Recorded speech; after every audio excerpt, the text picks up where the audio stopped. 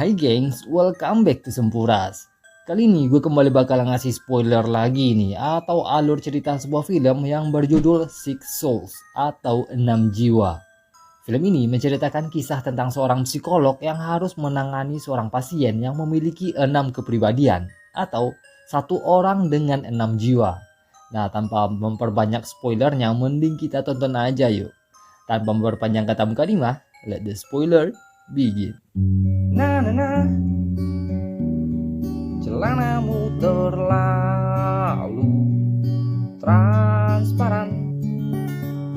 Na na na. Kisah ini diawali dengan cerita seperti itu. Seorang wanita sedang asik berjalan sendirian di bandara. Wanita ini bernama Caroline. Ia adalah seorang psikolog yang baru saja ditinggal mati suaminya alias janda. Caroline bersiap berangkat kembali ke kota kediamannya karena ia sebelumnya ditugaskan menjadi saksi ahli untuk sebuah persidangan kasus pembunuhan yang berujung dengan eksekusi mati. Dan ia bertugas memeriksa kondisi psikologi dan jiwa si pembunuh, sehingga semua keputusan pengadilan bergantung pada hasil pemeriksaan Caroline. Saat di bandara, Caroline mendapat telepon dari ayahnya yang juga seorang psikolog dan seorang dosen psikologi di sebuah universitas. Ayah Caroline meminta Caroline untuk datang ke tempat prakteknya karena ia tengah menangani seorang pasien yang benar-benar unik dan aneh. Caroline menolak undangan tersebut karena ia baru saja menangani kasus yang benar-benar berat.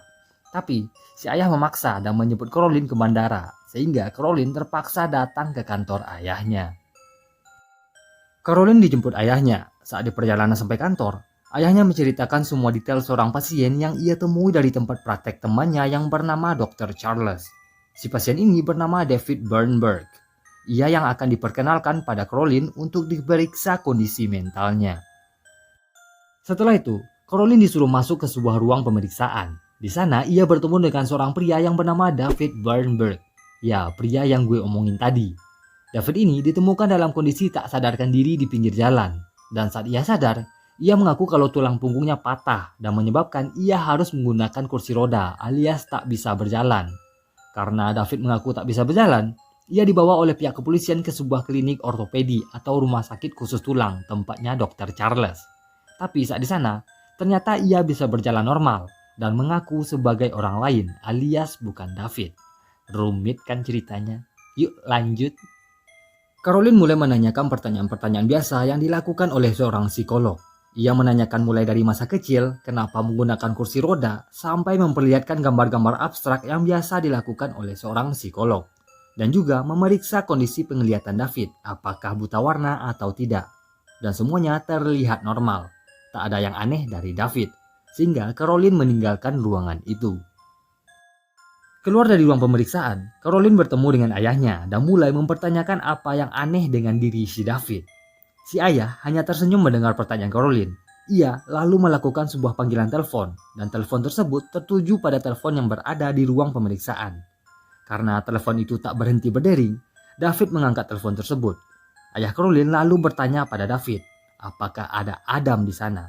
David seketika kejang-kejang mendengar pertanyaan tersebut. Caroline benar-benar terkejut melihat reaksi David. Ia kejang-kejang seperti orang tercekik lalu kembali bersikap normal. Ayah Caroline lalu menyebut David dengan nama Adam Saber. Ya, David seketika berubah menjadi seorang pria yang bernama Adam Saber. Setelah itu, Caroline kembali masuk ke ruang pemeriksaan. Ia melakukan sesi wawancara dengan Adam yang sebelumnya adalah David. Lalu karena karakter Adam ini sedikit kasar dan tidak ramah, ia selalu memotong pertanyaan-pertanyaan yang akan diberikan oleh Caroline. Karena ia udah terlalu sering diajukan pertanyaan-pertanyaan dan gambar-gambar abstrak oleh seorang psikolog. Lalu, karena tak tahu lagi apa yang harus dilakukan, Caroline mencoba memeriksa kondisi penglihatan Adam. Dan ternyata ia tak bisa menyebutkan angka dari gambar-gambar yang diberikan oleh Caroline, alias buta warna. Lalu, dengan iseng, Caroline memberikan sebuah gambar yang hanya bisa dilihat dengan sinar inframerah. Dan ternyata Adam bisa menyebutkan angka di gambar tersebut.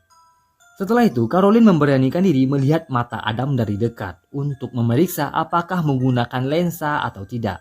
Dan ternyata tidak, alias Adam memang buta warna dari lahir. Lalu Caroline memutuskan menyudahi sesi wawancara itu. Dan saat ia membereskan barang-barangnya, Adam tiba-tiba berdiri dan berbicara pada Caroline. Caroline benar-benar kaget karena orang yang sama sebelumnya mengaku lumpuh tapi tiba-tiba berdiri di hadapannya. Caroline kembali pulang ke rumahnya, diantar sang ayah sembari menyebut anaknya Caroline yang bernama Samantha dari rumah adiknya Caroline. Ayah Caroline memberikan sebuah box pada Caroline yang berisi file-file dan hasil pemeriksaan kondisi Adam yang dilakukan si ayah sebelumnya. Lalu pada malam hari, Caroline tersintak atau terbangun pada tengah malam. Dan sebelumnya ia bermimpi melihat Adam sedang duduk di sebuah kursi roda sembari memegang-megang punggungnya. Karena terbangun di tengah malam ditambah lagi bermimpi dengan Adam, Caroline memutuskan memeriksa file-file yang diberikan ayahnya. Ia pun menonton semua hasil rekaman video percakapan antara Adam dan ayahnya Caroline. Lalu setelah beberapa saat dalam video itu, ayahnya Caroline kembali memberikan sebuah pertanyaan pada Adam. Adam tiba-tiba berubah menjadi David. Ia kejang-kejang seperti orang tercekik dalam video itu. Caroline benar-benar heran dan tak percaya dengan apa yang ia lihat. Keesokan harinya, Caroline mendatangi tempat praktek Dr. Charles. Ya, dokter yang menangani Adam saat ditemukan polisi. Dr. Charles mulai menceritakan semua kronologi ketika Adam berubah menjadi David dan semua cerita yang dikatakan oleh si Adam. Lalu, Caroline meminta salinan hasil pemeriksaan Adam pada si Dr. Charles. Tapi saat Caroline berjalan pergi, Dr. Charles tiba-tiba meraba punggungnya sesuai dengan apa yang dilakukan Adam dalam mimpinya Caroline. Ya, kayak penyakit kulit gitu. Caroline pergi ke ruangan radiologi. Di sana sebelumnya Adam telah di X-ray kondisi punggungnya dan ternyata hasilnya benar-benar membingungkan. Si petugas radiologi memberikan dua hasil ronsen yang berbeda. Hasil X-ray atau ronsen David menunjukkan kalau punggungnya mengalami cedera tulang belakang alias patah. Sedangkan hasil ronsen Adam, tulang punggungnya sempurna tanpa ada cacat atau cedera. Jadi satu orang yang sama dengan dua hasil X-ray yang berbeda. Caroline sedikit mengambil kesimpulan. Ia berpendapat kalau Adam adalah karakter yang asli dan David hanyalah sebuah karakter rekaan yang diperankan oleh Adam. Ia pun sedikit menggerutu menjelaskan semua itu pada ayahnya. Lalu di sisi lain, Adam sedang memperhatikan Caroline dari balik jendela, seolah memperhatikan semua gerak-gerik dan percakapan Caroline. Dan saat Caroline ingin meninggalkan tempat itu, Adam tiba-tiba muncul dengan wajah yang menyeramkan. Caroline benar-benar terkejut melihat kepala Adam berada dari balik jendela mobilnya. Lalu, Caroline membuka kaca mobilnya dan berbicara pada Adam. Dan ternyata Adam hanya ingin menyapa dan mengucapkan terima kasih pada Caroline. Tapi setelah itu, ia memperhatikan Caroline dengan tatapan menyeramkan ketika Caroline berjalan pergi. Karena telah mendapat semua berkas dan informasi biografi Adam dan David, Caroline mencoba mendatangi sekolahnya David. Ia pergi ke perpustakaan untuk mencari tahu semua informasi dari buku tahunan sekolah itu. Dan tanpa disangka-sangka dan tanpa diduga-duga, David Bernberg benar-benar ada di buku tahunan itu, tapi dengan wajah yang berbeda. Ditambah lagi, buku tahunan itu khusus untuk alumni angkatan puluhan tahun sebelumnya. Di sisi lain, Adam atau David mengalami mimpi buruk ketika ia tidur. Ia bermimpi seolah-olah sedang disiksa di sebuah pegunungan. Dan semuanya terekam di kamera CCTV ketika Adam bermimpi dan kejang-kejang. Lalu tiba-tiba ia sadar dengan mata melotot dan wajah yang menyeramkan. Setelah itu, Caroline mencoba menghubungi Dr. Charles. Ia meminta file-file pemeriksaan Adam yang belum juga dikirimkan oleh Dr. Charles. Tapi saat teleponan itu, Dr. Charles dilanda batuk berat yang benar-benar parah. Punggungnya mulai meleleh bagaikan kurap yang menggerogoti tubuhnya. Dan sesaat setelah mengakhiri teleponan itu, Dr. Charles tiba-tiba muntah. Tapi muntahnya muntah tanah dan debu. Sebuah penyakit aneh yang juga diderita oleh Adam. Setelah itu, Caroline pergi seorang diri mencari alamat David Bernberg yang ia temukan di sekolah tadi. Saat sampai di tempat itu, Caroline melihat beberapa tulang dan boneka bayi digantung di sebuah salib. Ya, sebuah desa terpencil yang benar-benar menyeramkan. Lalu setelah itu, Caroline mendatangi sebuah rumah. Di sana ia bertemu dengan seorang wanita yang sedang sibuk membersihkan perkarangan belakang rumahnya. Caroline mulai berbicara pada wanita itu, dan untungnya si wanita menyambut Caroline dengan ramah, tak sesuai dengan suasana desa kediamannya. Caroline mulai menanyakan tentang David Bernberg pada si wanita itu. Ya, rumah tersebut adalah rumah orang tuanya David. Tapi si wanita berkata kalau Caroline sedang berdiri di atas David Bernberg. Caroline benar-benar kaget mendengar perkataan itu, dan ternyata ia sedang berdiri di atas sebuah makam. Ya, makamnya David Bernberg. Wanita ini adalah ibunya David Bernberg. Ia menceritakan semua kehidupan David pada Caroline, mulai dari kecil sampai ia meninggal dunia. Ibunya David bercerita kalau David mengalami sebuah kecelakaan yang membuatnya lumpuh tak bisa berjalan. Lalu setelah 3 tahun menjalani hidup di atas kursi roda, David bertemu dengan seorang dokter yang mengaku bisa menyembuhkan David dengan metode terapi. David mengikuti terapi dengan dokter itu selama berbulan-bulan, dan ternyata selain di terapi, dokter tersebut juga mengajarkan David untuk melakukan metode pemujaan setan. Setelah berbulan-bulan melakukan terapi dengan bekas luka-luka dan bekas sayatan di tubuhnya, pada suatu ketika David tak lagi pulang ke rumah ibunya, dan setelah berselang seminggu, jenazahnya David ditemukan dalam sebuah hutan dalam kondisi tangan dan kaki terikat, dan juga tubuh yang penuh dengan luka-luka bekas penyiksaan. Ibunya David benar-benar tak bisa menahan air mata ketika menceritakan semuanya pada Caroline. Dan si Caroline benar-benar bingung dengan semua cerita tentang David Bernberg. Setelah itu, Caroline bertemu dengan ayahnya di sebuah warung kopi. Ia menceritakan semua tentang David Bernberg yang mati disiksa pada si ayah. Dan saat berita kematian David viral di semua berita, Adam Saber sedang berusia 6 tahun pada saat itu. Dan ia dibesarkan di sebuah panti asuhan. Jadi, Caroline membuat kesimpulan kalau Adam Saber alias si Adam hanya mengangkat sebuah karakter khayalan ketika ia mengaku sebagai David. Sebuah karakter yang ia adaptasi dari sebuah berita, dan membuat teka-teki tentang David dan Adam menjadi semakin menarik. Beberapa hari setelah itu, Caroline mengajak ibunya David ke tempat praktek ayahnya, untuk mempertemukan ibunya David dengan Adam yang selalu mengaku sebagai David. Saat di sana, Caroline memberitahu ibunya David kalau seorang pria bernama Adam akan menemuinya. Dan seperti biasa, saat di ruangan itu, sebuah panggilan telepon masuk dan selalu berkata, apakah ada David di sana? Seketika Adam kejang-kejang dan berubah menjadi David. Ibunya David benar-benar terkejut ketika melihat Adam kejang-kejang. Lalu seketika ekspresi wajah dan sorot mata Adam berubah ketika melihat wanita yang duduk di hadapannya. Ya, David yang asli muncul. Air matanya seketika berlinang ketika melihat sang ibu berada di hadapannya. David menyapa ibunya dengan ekspresi wajah yang benar-benar bahagia. Tapi sayangnya sang ibu berkata kalau anaknya David Bernberg telah mati 25 tahun yang lalu. David mencoba meyakinkan ibunya kalau ia benar-benar David Bernberg. Ia mulai menceritakan semua kehidupan masa lalunya bersama dengan sang ibu. Tapi si ibu membantah semua perkataan David dan bersikeras kalau anaknya telah mati. Lalu saat si ibu berniat meninggalkan tempat itu, David langsung mengatakan sebuah rahasia pada ibunya. Sebuah rahasia yang hanya mereka berdua yang tahu. Si ibu selalu membawa sebuah paku dalam sakunya. Sebuah paku yang mereka temukan untuk penangkal kejahatan. Si ibu benar-benar syok mendengar David menceritakan itu semua. Ya, karena hanya David yang asli yang mengetahui tentang cerita paku itu. Lalu si ibu duduk kembali. David mulai sesegukan mencoba memegang tangan ibunya. Si ibu sejenak melunak mengira kalau lelaki yang dihadapannya adalah David Bernberg. Tapi beberapa saat setelah itu, si ibu langsung menampar David dan pergi meninggalkan ruangan itu.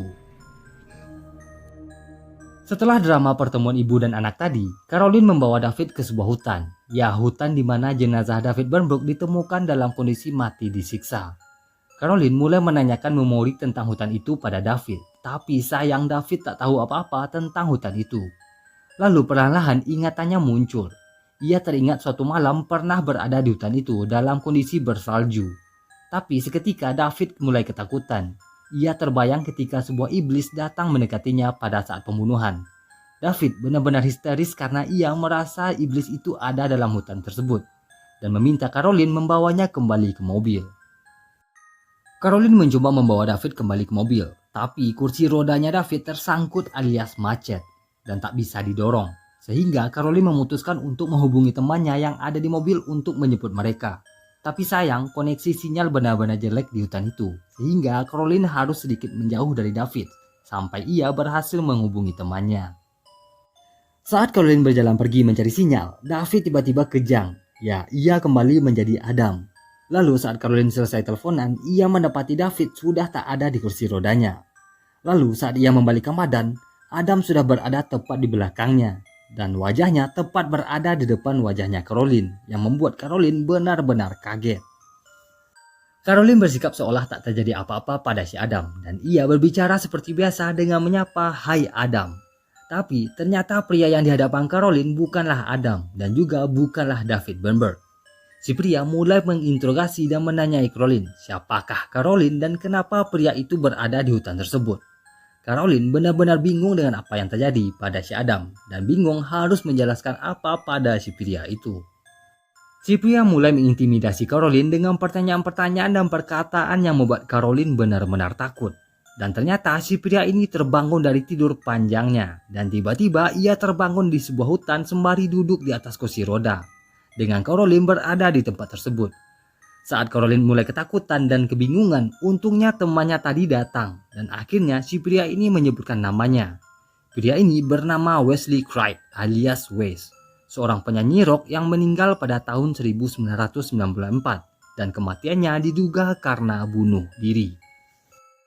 Caroline membawa Wes kembali ke tempat praktek ayahnya. Di sana, Caroline terlibat sedikit perdebatan dengan ayahnya atas masalah pasien yang ia hadapi.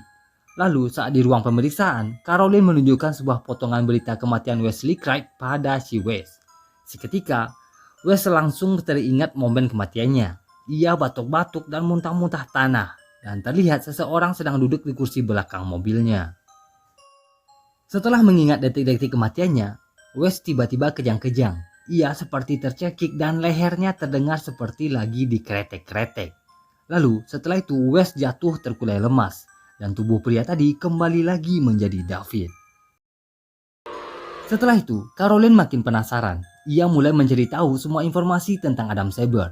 Ya, Caroline membuat kesimpulan kalau Adam Saber adalah pemilik tubuh itu dan ia penyebab semua kekacauan tersebut. Caroline mendatangi sebuah kota kecil.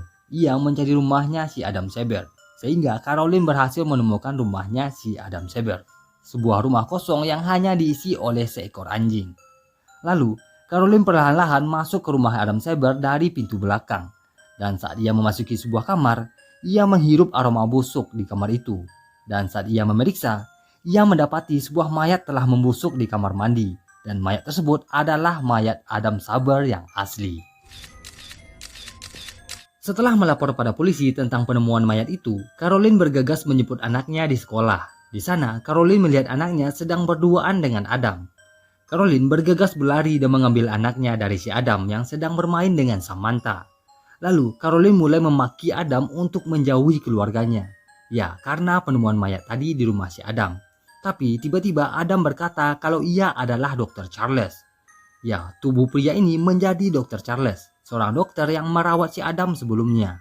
Caroline benar-benar bingung dengan perkataan Adam, yang tiba-tiba berubah menjadi Dr. Charles. Sesampainya di rumah, Caroline menghubungi ayahnya. Ia menceritakan semuanya kalau Adam sekarang telah bertingkah dan berubah menjadi Dr. Charles. Lalu seketika Caroline terkejut mendengar ayahnya berkata kalau Dr. Charles telah mati, dan mayatnya ditemukan membusuk di rumahnya. Lalu saat teleponan itu, ayahnya Caroline mulai batuk-batuk. Ya, sepertinya si ayah juga mulai diserang penyakit yang sama. Setelah itu, Caroline kembali menonton semua video rekaman CCTV dari kamarnya Adam. Di video tersebut terlihat Adam sedang kejang-kejang. Dan saat kejang-kejang tersebut, sebuah bayangan mendekati tubuhnya Adam. Caroline mengulang-ulang rekaman itu dan bayangan itu terlihat seperti ada seseorang di sana. Beberapa hari setelah itu, Adam diinterogasi oleh seorang polisi. Ia mulai ditanyakan perihal mayat seorang pria yang ditemukan di rumahnya. Ditambah lagi mayat itu dipenuhi dengan luka-luka salib yang dibuat dengan cetakan besi. Melihat foto mayat itu, Adam mulai teringat dengan masa lalunya. Momen-momen ketika ia mulai sekarat dan seperti kasus-kasus kematian sebelumnya. Ya, penyakit batuk disertai dengan penyakit kulit kurap. Karena didesak pertanyaan-pertanyaan apakah ia mengenal mayat pria yang ditemukan tersebut, Adam tiba-tiba marah dan berteriak kalau ia tak mengenali mayat itu. Padahal kenyataannya mayat itu adalah Adam Saber yang asli. Setelah itu, Caroline kembali mendatangi ibunya David. Di sana, Caroline diberitahu kalau kota tersebut terdapat sebuah bukit pemuja ilmu sihir, tempat pesugihan dan ilmu santet. Caroline akhirnya memberanikan diri pergi ke bukit tersebut seorang diri untuk menemui seorang wanita tua sang kepala suku di bukit tersebut. Caroline akhirnya bertemu dengan si wanita tua alias si nenek, seorang nenek-nenek buta didampingi seorang anak gadis. Caroline menanyakan arti sebuah simbol salib pada si nenek itu. Tapi karena Caroline masih tak percaya dengan dunia sihir, ia akhirnya memutuskan kembali ke mobilnya. Tapi saat ia sampai di mobil, Caroline mendengar suara seorang pria berteriak sedang kesakitan. Ia akhirnya memutuskan mencari asal suara tersebut dan ternyata suara itu datang dari gubuknya si nenek tadi. Caroline mencoba mengintip dan ternyata si nenek sedang melakukan operasi manual tradisional dengan cara menghisap nyawa si pasien dan nyawa tersebut dimasukkan ke dalam sebuah guci, sedangkan si pasien mati untuk sementara. Si pasien yang dioperasi akhirnya kembali hidup setelah rohnya ditiupkan kembali. Dan si nenek mengetahui kalau Caroline sedang mengintip proses operasi dan teknik sihirnya. Karena telah ketahuan, Caroline akhirnya memberanikan diri keluar dari persembunyiannya. Di sisi lain, adiknya Caroline yang bernama Steve menonton video rekaman Adam yang diberikan oleh Caroline. Dan karena si Steve ini adalah seorang sound engineer, ia mencoba mengubah video tersebut ke dalam format audio. Dan ternyata terdapat gelombang suara dari hasil rekaman tersebut. Lalu karena makin penasaran, Steve memproses gelombang suara tadi menjadi sebuah file suara. Dan ternyata berbunyi, Pendeta Christian Moore dan sedikit sumpah serapah. Setelah itu, Steve memberitahu semua temuannya itu pada Caroline. Dan saat ia menceritahu siapa Christian Moore, ternyata adalah seorang pendeta yang hidup pada tahun 1889. Dan karena terbatasnya informasi di internet, Steve hanya menemukan kalau semua cerita tentang Christian Moore terhubung pada seorang pria yang bernama Monty.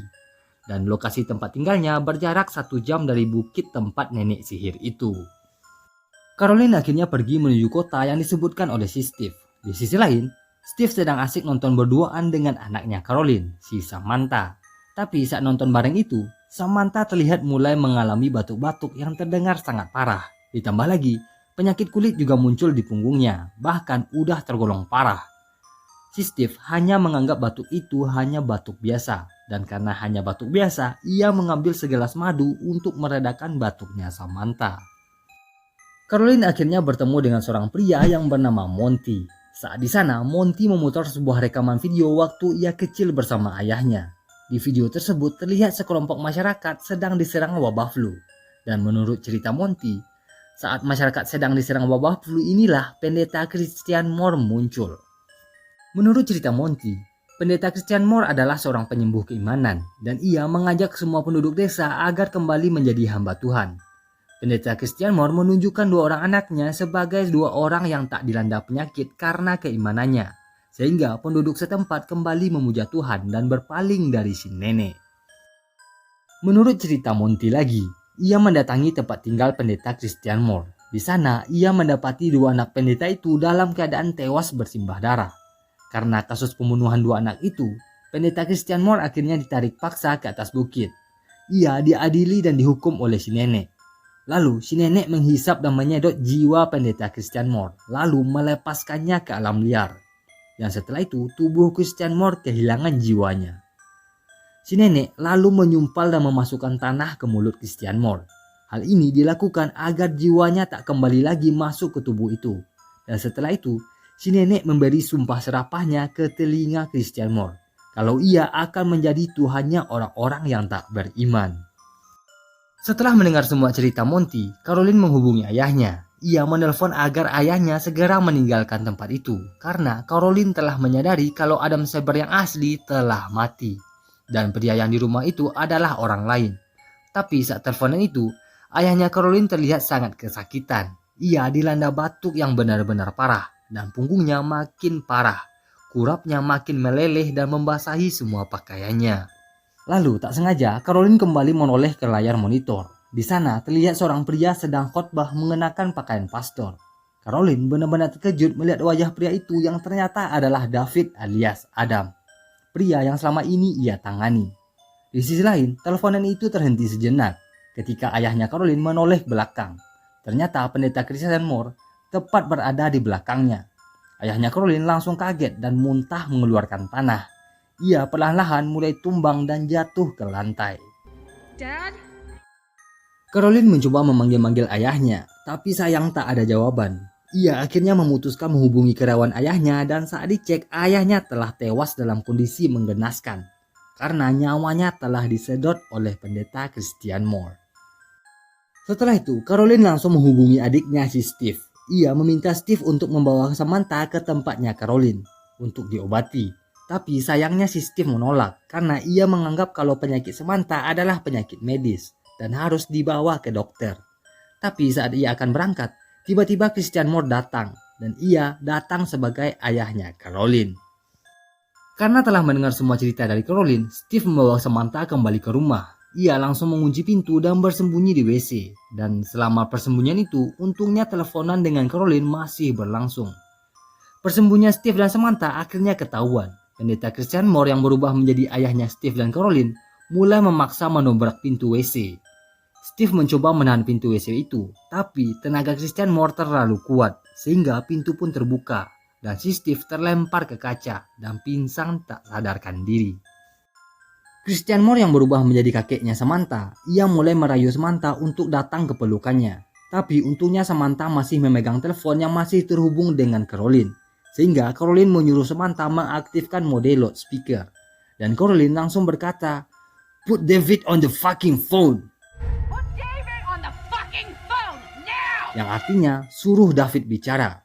Sehingga Christian Moore langsung jatuh terkulai lemas dan kembali berubah menjadi David. Tell me where this witch doctor is. Steve kembali sadarkan diri. Ia mengambil telepon dan bergegas pergi menuju tempatnya Caroline. Ia menemui si nenek di perbukitan untuk mengobati Samantha. Dan saat berhasil sampai di tempat Caroline, ternyata punggung Samantha semakin parah dan ia berteriak kesakitan ketika dipangku Caroline. Setelah itu, Caroline dan Steve akhirnya sampai di bukit tempat si nenek sihir. Caroline dan Samantha pergi menuju gubuk si nenek, didampingi si cucu si nenek sihir. Sedangkan Steve menunggu di mobil dengan luka-luka dan sebuah pecahan kaca masih tertancap di perutnya. Lalu saat Caroline dan Samantha pergi, tiba-tiba Christian Moore datang. Steve mencoba menahannya dengan mengeluarkan sebuah kunci roda. Tapi sayang ia harus tewas setelah kalah dari Christian Moore. Caroline akhirnya bertemu dengan si nenek. Dan saat pertemuan itu, si nenek langsung berkata kalau Samantha telah berpaling dari Tuhan. Dan ia tak bisa diselamatkan lagi. Karena pendeta Christian Moore hanya mengincar jiwa-jiwa orang yang berpaling dari Tuhan. Dan satu-satunya solusi menyelamatkan Samantha hanyalah menyedot jiwanya dan memasukkannya ke dalam sebuah guci. Tapi dengan terpaksa Caroline harus merelakan Samantha pergi selamanya. Caroline tak terima mendengar perkataan si nenek. Ia mencoba memohon untuk Samantha agar diselamatkan. Tapi saat proses dramatis itu, pendeta Christian Moore tiba-tiba datang. Ia terlihat dari balik jendela. Caroline yang ketakutan langsung kabur membawa Samantha pergi lewat pintu belakang. Sedangkan pendeta Christian Moore, ia hanya terlihat saling tatap-tatapan dengan si nenek dan kembali mengejar Samantha. Caroline kembali ke mobil. Di sana ia mendapati Steve telah tewas terkapar. Lalu saat Caroline sibuk mencari kunci mobil, pendeta Christian Moore tiba-tiba datang. Caroline memutuskan berlari membawa Samantha kabur menjauhi Christian. Caroline berhasil sembunyi dari pendeta Christian, tapi sayang saat persembunyian itu, Samantha makin parah dan mulai mengeluarkan muntah tanah. Lalu saat Caroline mencoba menenangkan Samantha, pendeta Christian Moore datang. Ia pun langsung mendorong dan membanting Caroline ke sebuah batu. Sehingga Caroline harus tepar dan tak sadarkan diri. Pendeta Christian Moore mendekati tubuhnya Samantha. Ia mulai berlutut tepat di samping kepalanya si Samantha. Lalu mulai memegang mulut dan menyedot jiwanya keluar. Sehingga pendeta Christian Moore mulai kejang-kejang bagaikan dikretek-kretek. Lalu tiba-tiba ia terkejut ketika mendengar Caroline berteriak memanggil Samantha. Dan Caroline hanya bisa pasrah melihat anaknya telah terkapar dan jiwanya masuk ke tubuhnya Christian Moore. Pendeta Christian Moore berubah menjadi Samantha. Ia bertingkah seperti anak kecil dan mulai berjalan mendekati Caroline. Caroline yang sadar kalau dalam tubuh tersebut adalah Samantha, ia langsung memeluk Christian Moore layaknya anak dan ibu. Lalu saat Samantha berbaring di pangkuan Caroline, Caroline perlahan-lahan mulai mencekek lehernya Samantha. Tapi sayang, Samantha tiba-tiba kembali berubah menjadi Christian Moore. Ia pun melawan Caroline dan terlibatlah kedua orang ini dalam sebuah perkelahian. Tapi untungnya sebuah akar kayu ada di sana. Sehingga Caroline menorong Christian dan lehernya tepat tertancap di akar tersebut. Pendeta Christian Moore akhirnya mati untuk selamanya. Caroline mulai berjalan menuju tubuhnya Samantha dan memeluk erat tubuh tersebut. Lalu tiba-tiba angin kencang berhembus. Samantha perlahan-lahan mulai menggerakkan jarinya. Dan ia benar-benar hidup dan sadar. Caroline benar-benar bahagia mendapati anaknya kembali hidup. Ia pun memeluk erat tubuh Samantha karena saking bahagianya. Lalu tiba-tiba Samantha bernyanyi. Dan ternyata yang hidup itu bukanlah Samantha, tapi jiwa lain yang tersesat masuk ke dalam tubuhnya Samantha. Oke geng, sekian sedikit spoiler film Six Souls. Gimana, rumit gak filmnya? Kalau kamu nonton film aslinya, sumpah keren banget. Nah, kalau kamu suka, jangan lupa pencet tombol like-nya ya. Dan buat kamu yang belum subscribe channel ini, jangan lupa subscribe. Biar gue makin semangat upload dan kamu gak ketinggalan spoiler-spoiler film-film keren lainnya. So, thank you. Celanamu terlalu